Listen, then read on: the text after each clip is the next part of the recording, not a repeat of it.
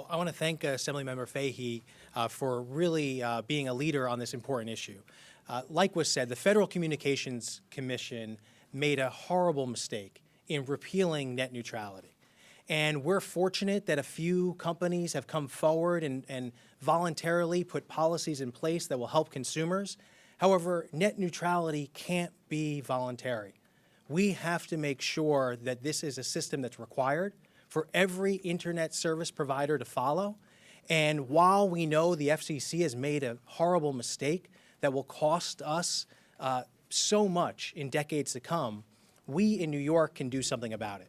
And that's what we're doing here today. We're saying that the legislation that Assemblymember Fahy and I have introduced is strong legislation that will protect consumers throughout New York State, not just the well-connected, not just the wealthy, not those that happen to live in a school district that can pay to have access to the internet. We have to make sure that the internet remains accessible to everyone. And it's been a great equalizer. It's given an opportunity to so many that didn't have access to that information before. If we allow for net neutrality to go away, we will be leaving thousands and thousands and millions of people behind. So this is the last thing that we need.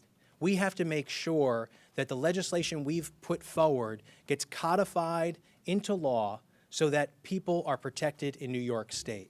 And our legislation goes further than what the governor is calling for. We do appreciate the governor's actions in moving forward and signing an executive order to join many other states in our push back against the federal government, against the FCC in this decision. But our legislation goes further in giving the tools to the Public Service Commission to regulate the internet service providers, to make sure that those that are receiving tax benefits for being here in New York and doing business are required to uphold a net neutrality policy. Those that are using our right-of-ways, whether it's through cable lines or power lines, that they are adhering to a net neutrality policy that we've set forth. We want to make sure that all of those internet service providers that are providing franchise agreements to municipalities throughout the state of New York are adhering to a net neutrality policy that can be enforced by the Public Service Commission.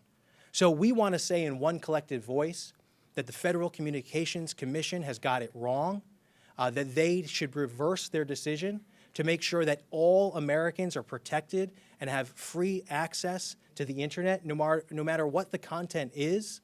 We don't need someone to make the decisions for us in terms of what content should be readily accessible and what should not. What companies can have access and the fastest internet to sell their products, to market their products, to spread their ideals. We need to make sure that we have equal access. And that will continue to grow our economy, will continue to educate our citizens, and make sure that we are in a position to compete in the 21st century. So I want to thank Clyde, who's here with us today, the Library Association, the School Boards Association, who have stood with us to say this has to get done. It has to get done this year to make sure that all New Yorkers are protected.